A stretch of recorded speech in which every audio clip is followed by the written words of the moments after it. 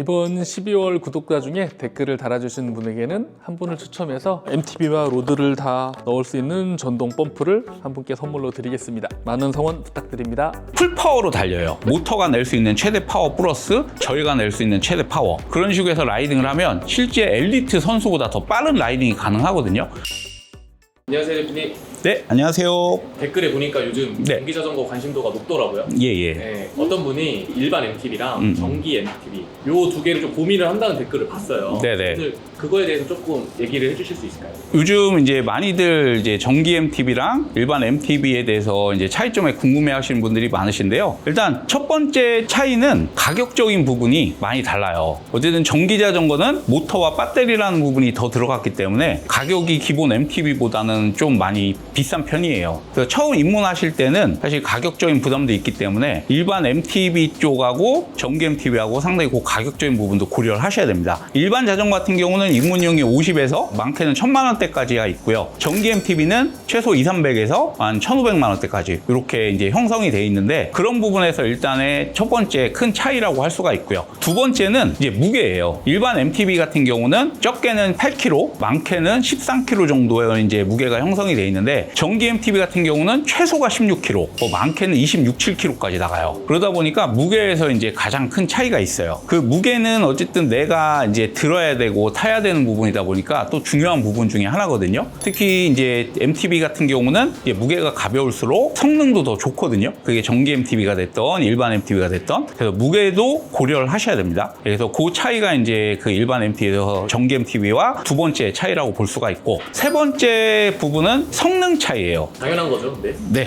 모터가 어쨌든 힘을 도와주는 부분이 있다 보니까 실제로 일반 자전거 같은 경우는 일반 평균적인 동호인이 낼 수 있는 그 힘을 이제 저희가 와트로 표시를 하는데, 한 250와트만 내더라도 엄청 이제 동호인에서 중상급자의 수준이 돼요. 근데 그 부분을 전기 MTB는 많게는 600와트까지 도와줘요. 그러니까 내 파워 플러스 600와트라는 힘이 들어가기 때문에 거의 엘리트 선수처럼 탈 수가 있어요. 그러다 보니까 그런 부분에서 성능 차이가 상당히 많이 날 수밖에 없어요. 그런 부분이 이제 가장 큰 차이라고 볼 수 있을 것 같습니다. 그러면 찾는 분들의 어떤 차이가 있을까요? 네, 일단 지금 현재로서는 아직도 입문하시는 분들은 일반 MTB를 선호하실 수밖에 없어요. 나이대도 이제 젊거나 뭐 나이가 있으시거나 크게 상관없이 입문자들은 일반 MTB로 보통 입문을 많이 하시고요. 타시다 보면 이제 전기 MTB 쪽으로 넘어가시는 분들이 많은데, 일단 대부분 요즘은 연령에 상관없이 전기 MTB를 선호하는 편이에요. 이제 전기 MTB를 타보시면 적은 시간 안에 훨씬 더 많은 이제 라이딩을 하실 수가 있고요. 같은 체력으로도 몇 번씩 더 많은 부분을 라이딩을 즐길 수 있기 때문에 훨씬 더 그런 부분에서 선호도가 더 전기 MTB 쪽으로 넘어가고 있습니다. 어떻게 보면 입문은 그냥 일반 MTB 네네. 선호도가 높고, 그렇죠. 또 전문 매니아 분들은 전기 자전거도 많이 선호를 하고 있다. 예. 이렇게 좀 정리를 하면 될까요? 예, 맞습니다. 요즘은 어쨌든 현재 고가 시장에서 그 일반 MTB 하드테일, 그다음에 풀 서스펜션 자전거들은 많이 도태되고 있어요. 실제 큰 제조사들도 그런 라인업들을 다 빼고 있습니다. 그래서 거의 엘리트 선수들 대회 월드컵이라든지 이런 데 나가는 거 아닌 이상은 현재 모든 라인업이 줄고 있는 상태고요. 상급 동호인들 같은 경우도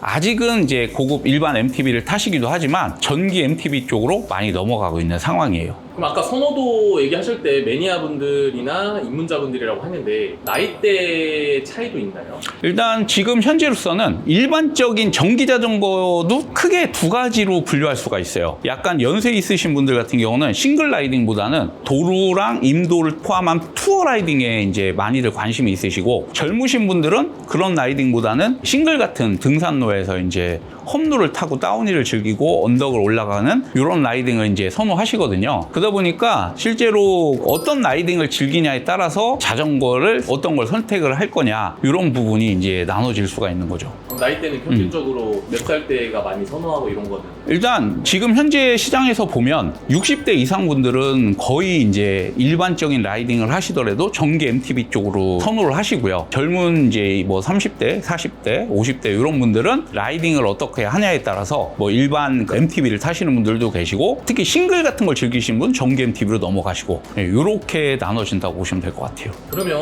운동량 같은 경우는 어떤 차이가 좀 있을까요? 일단 운동량은 처음에는 저희도 전기자전거를 타기 전에, 경험하기 전에는 전기자전거는 안 힘들 줄 알았어요. 그래서 실제로 전기자전거 타면 운동이 뭐가 돼? 그런 식의 이제 인식이 많았고요. 그 실제 절대적인 운동량만 따졌을 때는 일반 MTB가 전기자전거보다는 훨씬 더 힘듭니다. 근데 전기자전거를 그냥 평균적인 라이딩을 했을 때 기준. 왜냐면 언덕 같은 거 만났을 때 일반 자전거 같은 경우는 내 힘으로 올라가야 돼요. 도움이 전혀 없어요. 그러다 보니까 계속 일정의 파워를 내야 되고 그러다 보면 많이 힘들어요. 근데 전기 MTB는 솔직히 내가 어떻게 타냐에 따라서 운동량이 일반 MTB보다 반의 반도 안 될 수도 있고 많게는 그 이상이 될 수도 있어요. 그게 어떤 얘기냐면 전기 MTB는 이제 도와는 주지만 그만큼 내 파워를 써야 속도가 더 빨리 올라가거든요. 그랬을 때 내가 천천히 올라간다고 하면 전기의 도움만으로도 올라갈 수 있기 때문에 운동량이 거의 극히 적어요. 하지만 내가 강하게 빠른 속도로 올라간다고 하면은 내가 밟는 만큼 그 속도가 모터의 힘에 더해져서 가기 때문에 실제로 그 일반 MTB만큼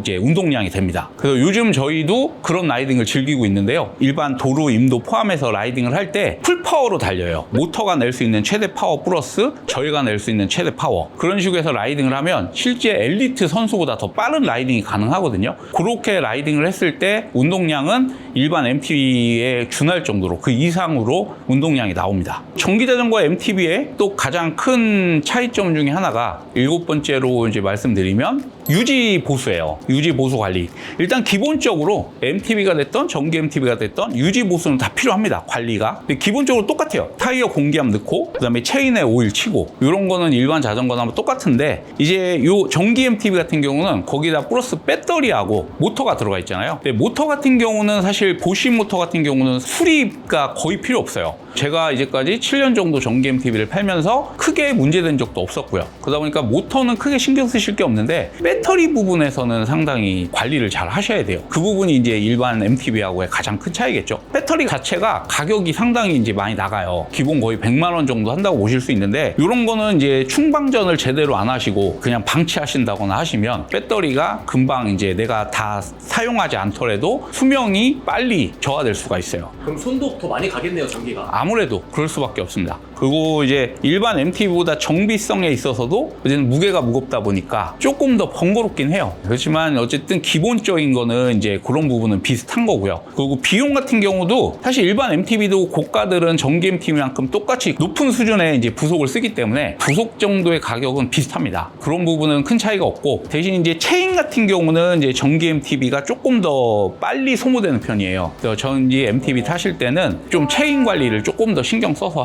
해주셔야 돼요.